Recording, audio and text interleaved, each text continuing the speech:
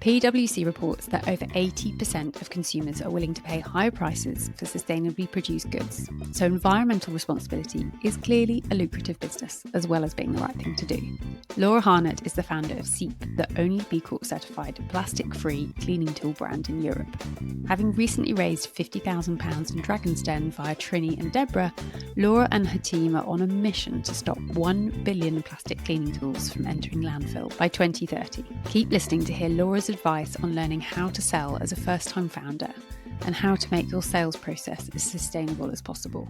Hi Laura, thank you so much for joining How to Start Up today for our sales season. Before we get into how to sell sustainable product, I'd love it if you could introduce yourself and a bit about the brand that you started. My name's Laura and I'm the founder of a brand called Seep. And my background before I became an entrepreneur, I never thought I was going to be an entrepreneur, was I spent 20 years in kind of consumer and retail industries. So I was a buyer, I was then a consultant, and then my last role was as director at Selfridges. And then basically spotted this gap in the market around cleaning tools. So there are lots of kind of sustainable household products available, like toilet roll and cleaning spray and washing detergent, but actually the tool that you use with all of that, so the sponge or the cloth, actually there's very little sustainable alternatives. So everything's made of plastic and they look really ugly. And so that's what Seep is. So it's a sort of challenger, sustainable brand in cleaning tools that also looks great. It looks great and it's doing great. And what year did you found Seep? So like lots of challenger brands around at the moment, we founded in the end of 2020. So it was after the first proper lockdown. It's a really good time to start doing business. It just gives you the headspace and it just makes you think, if everyone gave each other the time to do that sort of thing, what kind of other businesses could be born? Yeah. So actually for you, it gave you that airtime to think it through and get going with it. Yeah, so I had left Selfridges. I was doing some non-exec work. I was doing a little bit of angel investing into sort of female-founded startups, which gave me an inside sort of view of how do you become successful? How do you drive sales as quickly as possible out the gate? And I'd had the idea early on, like maybe a year or earlier, just expecting someone else to do it and I'd be able to support them. And then the lockdown gave me the space to go, like, why not? I'll give myself 3 months to do all the research. And then if I can't find a really bloody good reason why I shouldn't do it, I'm just going to go for it and announce it to the world. So that was kind of my process. Amazing. And I mean, you've been on Dragon's Den, you've just landed Trinny as an investor. The brand from the outside is going from strength to strength, but I know it won't have been easy. What was the hardest thing that you found when you launched the brand?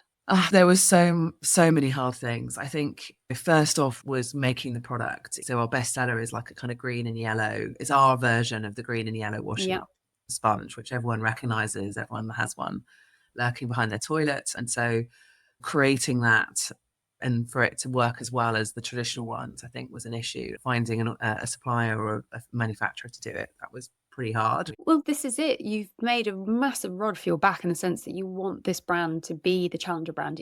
And there isn't something that's out there. So you're doing something for the first time, but you're making something that's probably a bit harder to make the regular way. So for you to have overcome that, and this is an episode that we want to focus on selling a sustainable brand, how did you learn to sell Seep?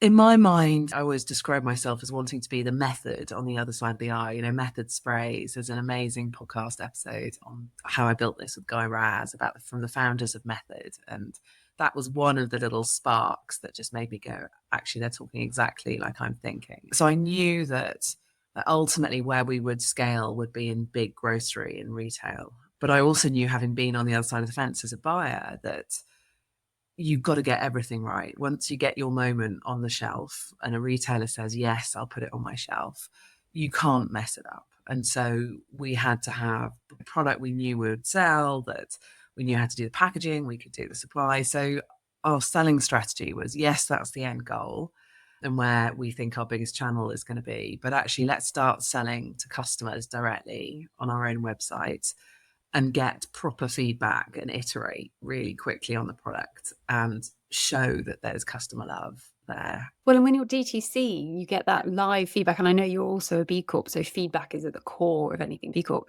But for you, that's live testing, isn't it? You can A/B test your heart's content. Yeah, and we have a little group of customers called the Seep Suite. So it's a play on C-suite, and so they helped us very early doors with figuring, sort of product testing. We're currently doing some iterations on one of our products at the moment because it's not good enough, and so they will then help us and test it and tell us how they're using it. And so that stuff is just gold dust, and it gives you the sort of ammunition and the proof points when you're ready to go to an Ocado or a Tesco. They have some evidence that people want it. And did it also, in that feedback, did it highlight things that you didn't realise were talking points that actually have become more of a talking point? Definitely. One of the things that we found out was because our bestseller, which is the washing up sponge, it has loofah on the top and it's sponge made of cellulose on the bottom. And the loofah kind of keeps hold of the washing up liquid. It doesn't all wash off, whereas the sort of traditional ones, the kind of washing up stuff goes quite quickly. So we found that was something that people were talking about. And then all the issues, right? We've had it was too stiff, so people were finding it was too stiff. So then we made it softer, and then it was too soft. And so that constant iteration has only been possible because of our D2C business. So you've got it all your ducks in a row when you're ready to go into a big retailer. And I would say it's not perfection yet, but it's much closer than it would have been if we'd gone straight into retail in the first year or two. And so, what we're learning in retail, which is quite different, again, it's probably quite important for selling, is that when you're a D2C business, you often have a video or an ad that you have a few seconds to explain what it is, the key benefits, and to grab people's attention in a really engaging way. Whereas in retail, you've got a shelf that someone has maybe walked past. With a bit of luck, they want a cleaning tool, and so they might stop there. But out of habit, they will be picking up the 2 or 3 things that they've always done. And so then how do you make sure that your product on shelf, people understand immediately what it is and they're excited to try it and make the switch. And prepared to spend more money on it. And so that's been a real learning for us. And if somebody has no experience of sales, and this is something I keep going back to in the last 5 years of my own business, if no one teaches you these things, you have to scrabble around and learn the hard way, typically when it comes to these things of your day-to-day that you aren't skilled in. If someone has no experience, what advice would you give them and where to start? So I thought sales would be really easy because I've been on the other side of the table, which is a buyer. And so I was like, well, I know what a buyer's looking for. But what are they looking for? So, yeah, that's a great question. So, and my sector is particularly retail, right? So they'll want to know that it hits their margin aspirations. They're all very strongly targeted on percentage gross margin. They're going to want to know that there'll be a good rate of sale. How many am I going to sell per store per week? And so those are the 2 really important financial questions. They'll want to know, what are you going to do as a business to support this growth? And so how much money are you going to invest in promotions and visibility? And ultimately that will drive your rate of sale. And they'll also want to know things like, how does it fit with the rest of my category? Am I going to make less money because I'm taking something out and giving you a spot on my shelf? And actually I might make less money on that than what was there before. Or someone who's buying this other product, where I'm making loads of money because I've got great gross margin. Actually, all of a sudden, this customer may start buying yours and it might not be what's right for the category. So you have to think about, that whole P&L. The buyer is the ultimate decision maker. Does it all make sense? Does it stack up? And are you helping them get to an improvement in their category? And so I knew all of that because that's how I used to work. But actually, a lot of the skill in the early days is, how do you actually get their attention? How do you get an email into their inbox? They're probably getting dozens a week, if not hundreds. How do you cut through that, then get to the first meeting? Very similar to PR, because we often say that you don't want to send the full press release and 100 high res and all the story in one email. The first pitch needs to get you to maybe a coffee, and the coffee needs to get you to an in-person meeting. That needs to get you to a follow-up that sends to the picture editor. You can't expect that first email to get you on the coverage. But also the standout that you get hundreds of emails a week. How do you get the cut through? But for you, having been on the other side, then you're like, goodness, how did you overcome that? And I think to some extent it probably held me back a bit because I knew what buyers are looking for and the stakes about how good you need to be and reliable. I waited quite a long time before we started to do it. But I think if I were to recommend, what's the strategy that you should use, I think especially for retail buyers, send your emails. It's probably similar to PR.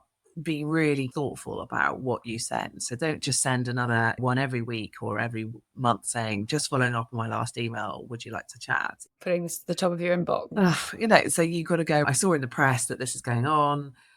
This is what we've just done, and therefore I think it's a good opportunity. So they have to all be really tailored to their client. And it's the same again with editor. The editor is the gatekeeper to their reader of the magazine. They're like, we meet clients when we're training them to do their own PR. It's like, well, I want to be on Vogue. It's like, but why does the Vogue reader want to read about you on Vogue? And why does the Vogue editor want to give you that opportunity? You have to reverse engineer it every time.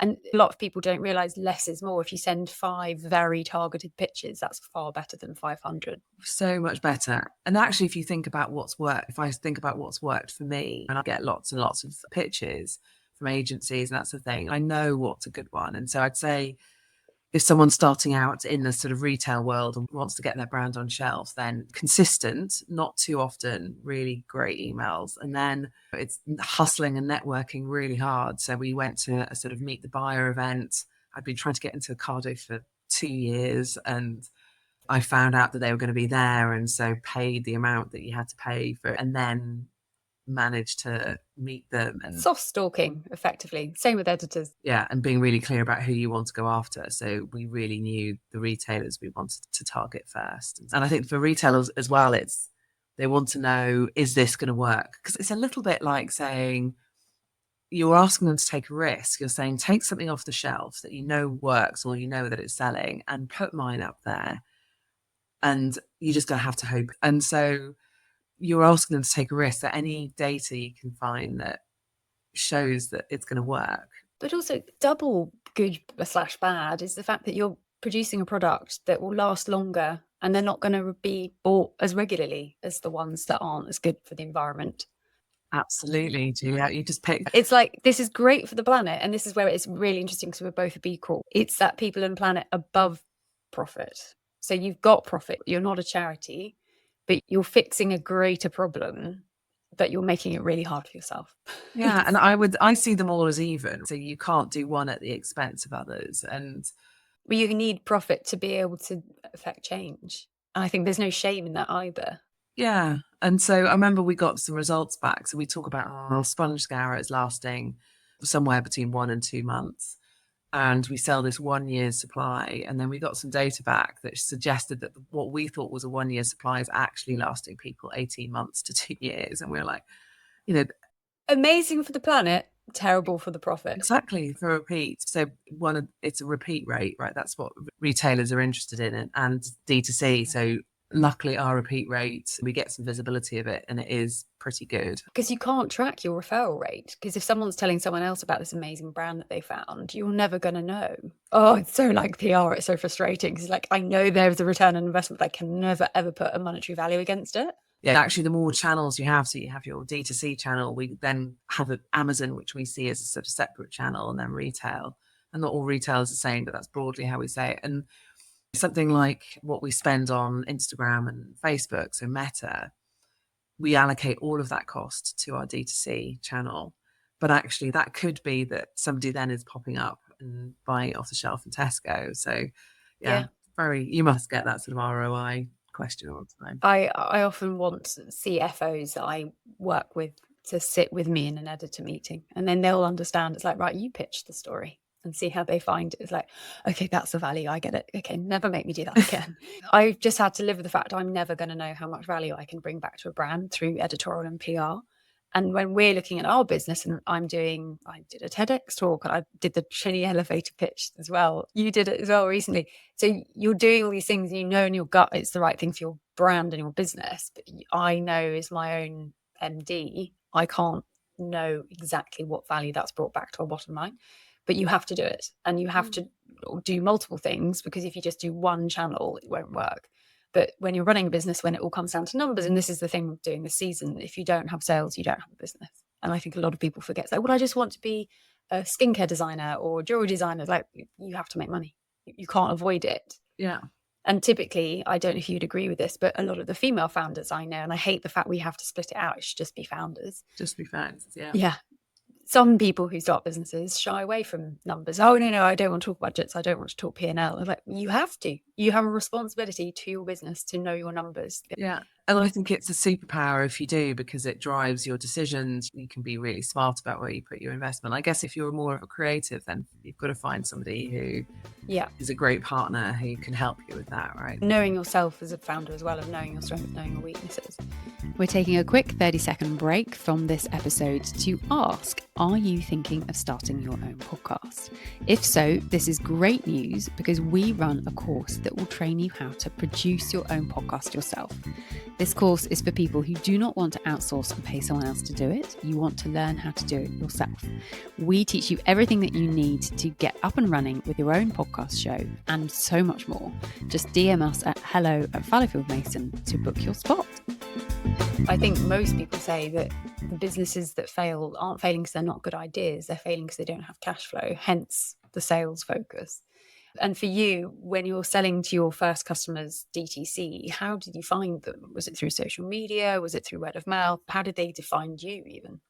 Yeah, I mean, at the beginning, we just threw everything. Well, I say I, at the beginning, it was me. Myself, and I. Yeah, me, myself, and I. And one of my oldest friends, who's my numbers, I'd say I'm relatively good at numbers, but she's the one who feeds them to me. And, she's amazing. But then, so very early on, it was using networks. It was going on to forums and just talking about on places like Nextdoor and all of the Facebook groups. And so just telling people about the business and what you were doing. And I just think back and I was like, God, that was real hustle at the time. We don't do that very much anymore or at all. And then because it was lockdown, actually, Facebook and Instagram ads were unbelievably cost effective as a way of getting the word out. And did you teach yourself how to run it? Or did you pay a specialist to help you set that up? So we've gone through lots of kind of phases of it. Right at the beginning, I was very lucky. My brother-in-law is a digital, like a specialist and ad specialist, not for consumer, but he got us up and running. He basically begged, borrow and steal, and not steal, but he helped us in the early days. And then once we had some traction, then we could bring some specialists in.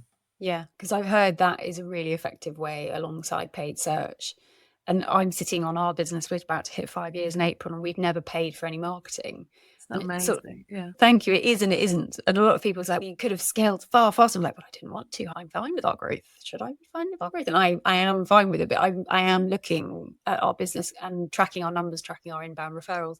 That isn't a tap that I can control. So I wanted to see, if we were to be proactive, where would that spend go? And it's huge. It's a very complex minefield out there. And I think that whole, as we were talking earlier, automate, delegate, solve, finding specialists that can hold your hand and teach you or do it for you at a really high standard is important. But you will waste time and money on the wrong people, and that is part of it. And you've got to learn. I would say we're relatively careful, but you get referrals and not all of them are great. And I think at one point it was a really tough moment. I think it was in like 2022 or 2021. As everyone came out of COVID, there were some changes to iPhone and iOS 14, and that had an impact on advertising. And we were like, oh my God, what's going on? And somebody was like, oh, you must use this guy. He's amazing. And he had a full-time job working as a digital marketing specialist in a huge scale up. And he wanted to make a bit of money on the side. And so we were like, oh my God, this is amazing. We get this incredible brain. But actually he wasn't used to having tiny budgets where every penny counted. And actually that probably set us back like three to 6 months, that mistake. Yeah. Case studies. It's so hard because you get sort of, if they've worked for, I don't know, for me, I've come from a Chanel background, so big brands. And now I've got 5 years of working with independents. So I've got some proof points, and we've got case studies and decks with them as our evidence points, not the fact I worked at Chanel. But same case, you want to find someone that has worked on a similar business to yours, and you don't get starry-eyed about the big brands because you're not a big brand when you start. But yeah, such good advice. Yeah, it's very different. And I think that's been one of the best things about being a founder, is how generous other founders are with recommendations. When you're in a bigger business, you're actually very inwardly focused, and you're siloed in your teams. And actually, I don't know, Loewe or whatever it would be probably wouldn't give you a recommendation of who to use for whatever, but actually in the founder community, well, it's live examples and it's live references, and that's where obviously your reputation is everything. But people who are saying, well, this person's really good for that type of problem, really listen to that. But going back to your client base, I was going to say, has your client changed over the last 4 years?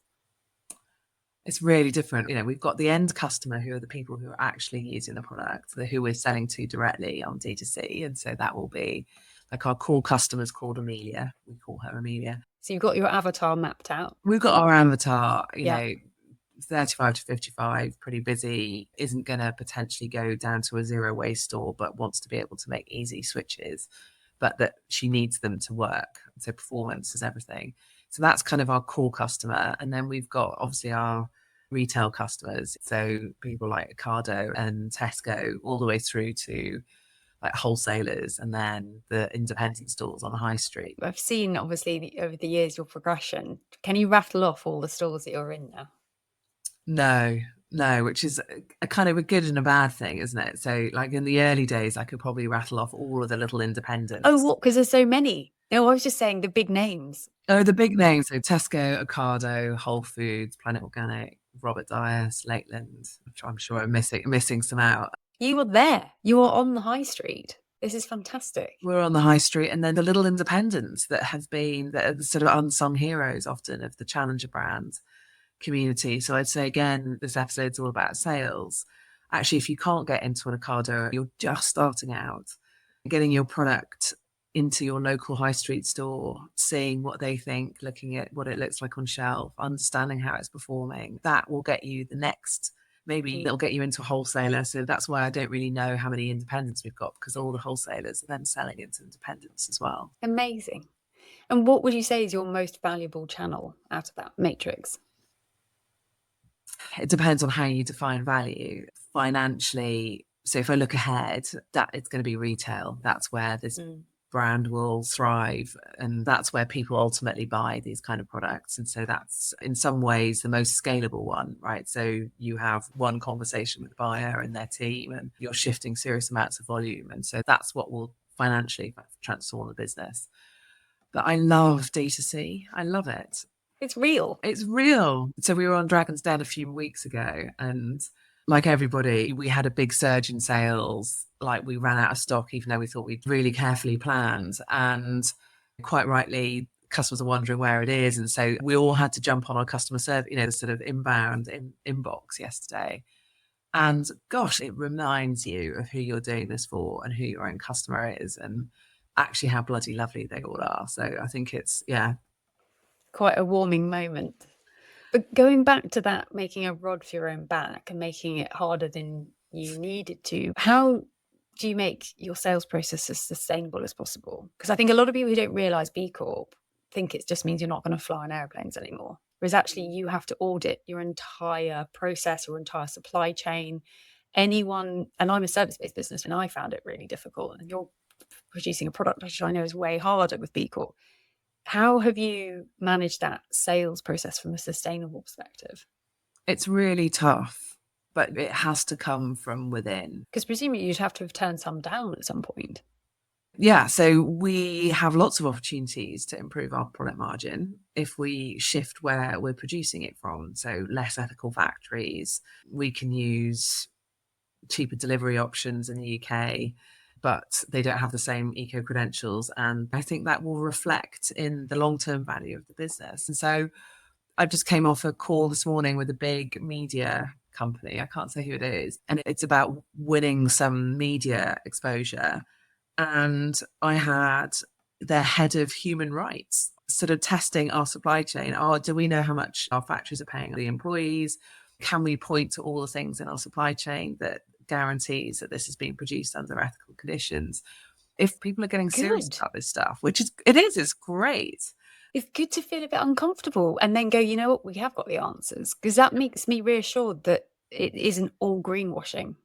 Yeah, and that is the hope, because there's so much greenwashing. And I know that somebody could go and do what we're doing potentially and cut corners. I know that it's out there, but it's great when bigger businesses actually ask the right questions. Well, I think that's something like, I'm going to get this wrong, but I think 98% of the UK is an SME and 78% of that is a service-based business. And when we got B Corp, so I said, why would you bother becoming B Corp? You're tiny and service-based. And I was like, if we all did it, then we'd all be better off.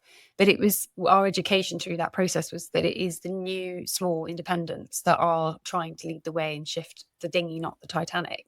But it's so exciting to hear that the Titanic's now turning around and being like, hang on, we need to get our ducks in a row on this. I mean, how brilliant is that? They've basically said we're through, but we want to double check that ethically you are what you say you are. And I like that's honestly amazing. And actually, if only everybody could do that.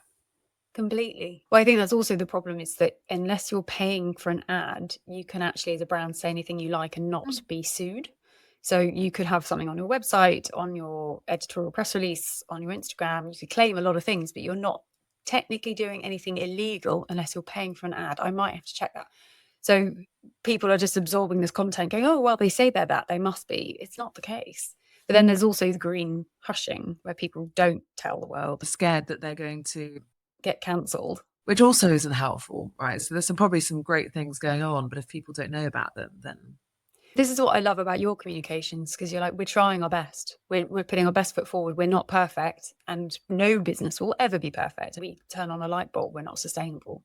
So the fact that you're leading the way and proving it can be done successfully, and your business is going from strength to strength, I feel like it's an incredible example that new brands can look at and go, in the last 5 years, Laura has managed to do all of these things and helping the planet at the same time. It's brilliant. And it should be in that. We very purposefully built the brand to be like on 3 pillars. So one is easy to use. So like we know that in this category, performance is everything. It has to be easy on the eyes. It has to look great. And then it just happens to be eco. And we don't need to put it into a green and brown box to make it look eco. It's just assumed, yeah. Yeah, it's assumed. And I think the sustainable brands that will win the future, that's what it's going to be.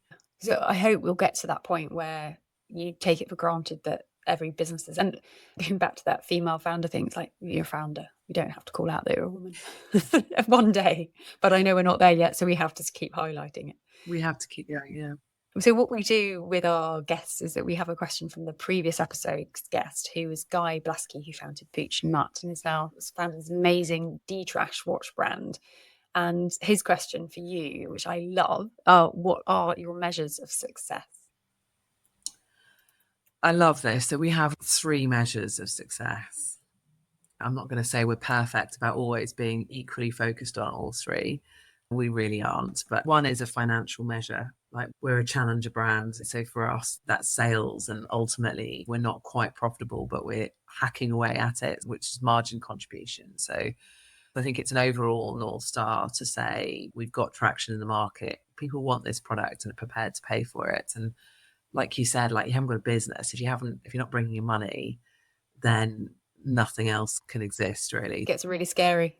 Yeah. So we are pretty sales and margin obsessed. So that would be the first one. And then the second one is NPS and reviews. And so we have a sort of measure of it through our... What's NPS?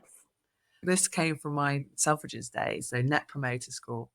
Ooh. It's kind of the ultimate measure of whether somebody backs a brand. And often in surveys, you'll be asked, would you recommend this to somebody else? And you're given a score out of 0 to 10.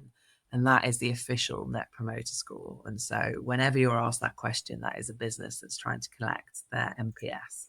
And if you are, I think it's 8, 9 or 10, that's a positive. If you're 5, 6, 7, it's neutral, and anything less than that is negative. Some businesses, like particularly bad broadband provider, will be negative, and Selfridges would be in the sort of 50s, 60s. That would be really good. Yeah, so it's kind of a very pure, immediate measure of actually, is there brand love here? Well, that's everything. Your word of mouth is the best PR you can possibly get. If somebody else is saying that you're good, it has so much more weight. I often call it the mascara effect, because you will see a friend wearing mascara and go, oh, your eyelashes, what? That direct, really valuable word of mouth. There's someone saying, oh, it's amazing, you're much more likely to trust that than an ad or a piece of content. Yeah. So NPS in my corporate career would be the only way that you can really measure yourself versus other brands in a very quick way. And then I'd say just the third KPI, it has to be an impact one. So our kind of North Star, our mission is we want to save 1 billion item like plastic cleaning tools from going to landfill or incineration by 2030. And so we track that, which is obviously a function of volume. And so that's what we track as well.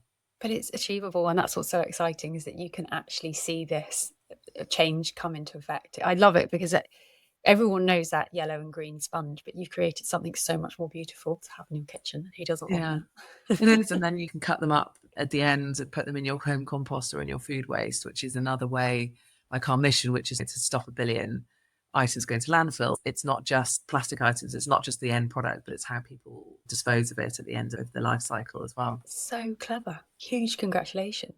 And what would your question be for our next guest? So my question would be, so every hire you make as a small business counts. So my question would be, how do you attract and then retain, especially the young talent that you need in a small business like ours? It's everything. And who was it? Someone very famous I was listening to last week. I need to invent a podcast app that captures audio nuggets rather than screen capture stuff. Like a Shazam for podcasts. Yeah, or it can send a paragraph of a bit of audio, like you can share a post on Instagram, because I listen to a lot and I never remember where I've heard it. And I think this one guy, it might have been Alex Hormozy. So many companies he's investing in, he's tapped into loads of different people. He said, the sooner that you become successful, the more you realise you're just head of HR. That's all you're doing is people. And you're just bringing in people, managing the wrong people out, trying to attract the right person that's going to be the golden ticket to getting your business over that line that you're aiming for. Because it's not you. Because if it was you, you'd have done it last year. And I was like, oh God, do I really want to be HR? No. It's really hard. And people make or break a job and people change. You could have a brilliant person one year and they change and they're not so great the next, or vice versa. Yeah, absolutely. And I think it's also okay if you're bringing sort of younger people at the beginning of their career into the organisation. It's fine. They will want to find other roles because that's how they learn. And so that's okay. But I'd be really interested in hearing any tips. Well, I've said to my lot, you will leave this business at some point and I will be sad about it, but let me help you get the next job. I'm not going to stop you. So just let me know when you're ready. If I can't grow your role. And they're like, what? I was like, A, you don't then have to lie to my face if you're going to an interview. B, let's just be really honest about this. And C, I want you to do well. And touch wood, we've just had the best people. And that is everything, I think, in a small business when you work this hard. Yeah, everyone matters, right? Everyone has to pull in the same direction and as hard as possible. So yeah, that's my question. Thank you.